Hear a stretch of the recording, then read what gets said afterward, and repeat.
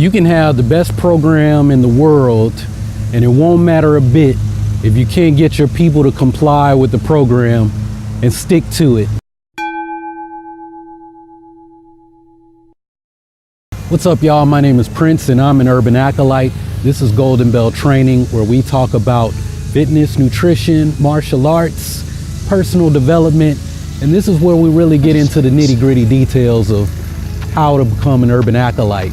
So I'm doing this Ask Coach Bell thing, and I got a question from my man Mike. Mike runs a Star Wars channel called The Force Within TV, but he's also a mindfulness coach. He does yoga and some other stuff, if I'm getting that right. It's been a minute since I've been to Mike's website. I'll be honest with you guys, that what I'm gonna say in this video could change in 6 days, 6 months, 6 years, right? But the question is about, as a coach, how do you hold people accountable to their program, to whatever it is that you're doing as a coach? How do you get them to stick with it? And like I said in the intro, you can have the greatest program in the world, but it won't matter if people can't stick to it. If they can't comply, they won't get any results. With some programs, it's the results that sell the program. It's the result that makes people stick to whatever it is they're trying to do and reach that goal. So it goes back to the video I posted where I was talking to my man Artie the One about tips to become like a great coach or whatever. I don't remember what I called the video, but I said, you know, it all starts with sitting down with that person, identifying their goals and figuring out how to get them there, right?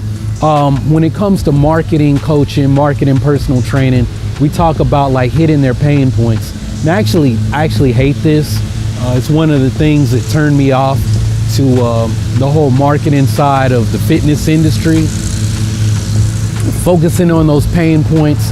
But it's true, you got to remind people, this is what you said you don't like. This is the thing that you don't want to happen. And if you don't continue with this program, if you don't do these things that we've agreed upon, this is what that thing you don't want to happen is what's gonna happen. Remember why you're here, right? Now that works. Some people get great results out of that. Contrary to what some people might think if they only watch, you know, Urban Acolyte TV and think that I'm some kind of like hard ass or some kind of dickhead. Well, I can be a hard ass sometimes, but not like that. That's not me. That's not Coach Bell. That's not the real Prince in the real world, right? I don't like to I used to call it like jabbing a fork in somebody, pouring salt on their wounds. Oh, well, you know, you said that, you know, in the last woman that I trained, and she didn't stick with the program, and you know, and I'm saying all of this because at the end of the day, you can't control what other people do. But you know, she came to me, Prince, my brother just had a heart attack. I gotta go take care of him. Or no, it was her sister. My sister just had a heart attack. My brother's got some other health problems. You know, my grandfather, my great uncle had these same issues. And I'm looking at everyone, I'm the youngest, and I'm afraid it's gonna happen to me. And when she started wavering on the workouts and not wanting to do this and not wanting to comply, I could have poured salt in the wound. Remember what happened to your brother. Remember what happened to your sister. Look at your mom. She got diabetes. She got her foot cut off. If you don't do this, this is what's going to happen to you. That's a legitimate thing, right? She has a real health concern, and I could use that to remind her, this is why you want to stick with this program. This is why you want to do the things that I say the things that I say you need to do to not get that result that you don't want to happen. But I'm one of those people, it's like, if you always focus on the negative, like whatever you focus on, that's ultimately gonna be where your destination, right? If you focus on what your goal is, then you're gonna align yourself with reaching that destination. It's just like when people first start learning how to drive, and if they're always looking this way, they're not looking at the road. Whatever they're looking at, whatever they're focusing on, the car starts to veer in that direction, right? It starts to do that, right? I mean, this really kind of sounds like one of those things that you hear in The Secret or something like that. You know, what you focus on, your objective that you focus on, you're gonna, you know, I don't really believe that stuff, but there is some truth to it. I'll say I don't believe it the way they package it, but there's some truth to what they're saying, right? If you always focus on the negative, that's going to be your reality, because that's what you're always focused on. That's where you're headed, right? I'm getting into like change psychology. Actually, I'm gonna tell you guys here, like when I talked about going back to seminary and completing my degree, I really wanted to do the therapy program along with completing my Master of Divinity. Now I don't want to do the MDiv stuff at all, but I'm still looking at programs for therapy and counseling, because that's really, you know, to me, that's like the most Jedi thing that you can do, is to help people realize their goals, right? To help them see their problems, not to tell them this is your problem, but to help them as a coach identify those issues and how to come up with corrective actions, right? So I guess that really answers your question, Mike, is how do you hold people accountable? You help them see this. Look, this is where you've been. This is where you've been. This is where you are.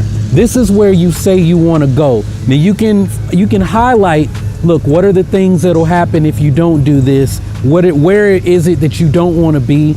But I wouldn't pour salt in the wound. There's some people that are successful in doing that. A whole lot of successful people. If you listen to a lot of these like mindset coaches, a lot of people in the fitness industry, that's the route that they chose to go, and it's a legitimate route. I mean, I've sat in boardrooms with people, big people in the fitness world that teach fitness marketing, and that's the path they choose to take. It doesn't work for me. At the end of the day, I don't want to get all woo-woo and all of this, but I'm a bit of an empath. I'm a bit of a healer. People have said that about me, and you think with the things that I'm into that I buy into that. I think a lot of it's kind of bullshit, but I do recognize that I have these traits, right? When my grandma died, I considered getting into nursing. I could have gone to med school years ago, right? So that's part of, I have like a nurturing personality, a teaching personality. When you meet me in the real world on YouTube, I'm an asshole on YouTube. I do that on purpose because I'm boring in real life. If I wasn't an asshole, nobody would be watching me. You guys wouldn't be watching me. Back when I would try to be like the healing waters guy or the diving deep Ralph, that guy. If I tried to do that, no one would watch me because it would be fake, it would be inauthentic, and I'd put my own self to sleep, right? Or the real me, I just wouldn't say anything at all. Just have a video and I'm just like standing here looking at you like, why are you here? Right? Real Prince is kind of a boring dude, but very nurturing, very caring, and a natural teacher. And so for me, that's how I will hold my new students. They're gonna notice a difference, even though I was a bit of a teacher before, is hey, but I never focus on the goal, right? It was, what's your goal? Okay, let's get the kettlebells out. Let's burpees. Come on, let's go, right? And now it's, what is your goal? What are you trying to accomplish? How can I help you? Who do I need to bring into my inner circle to help you get there? And and at the end of the day, it's their motivation, their desire to get to that outcome that's going to keep them accountable. That's going to keep them coming in, day out. That's going to make them drink their water, do their meditation, take their supplements, and stick to their nutrition program. That's going to make them come out. When they get a taste of results, when they really get to experience how it is to feel good, to be mindful, that's what keeps them accountable. If you've only seen the dark, you've never seen the light, and oh, there's a taste of sunshine, there's a bit of the light, there's a little bit more. That's how I want to hold people accountable, is hey, you're starting to get results. Now imagine what it's going to be like when you get even more results. I'm kind of getting in a sticky area now, because if you heard me on Mike and Sincere's podcast back in February, I talked about somebody that was focusing too much on the end goal and not enough on the present moment. But you know what? At the same time, that desire to get to that end goal, to reach the end zone, was what was holding her accountable, making her come back over and over again. It's a different way of doing things, and at the end of the day, it all comes down to what works for you, your personality, what makes you comfortable with the services that you're offering.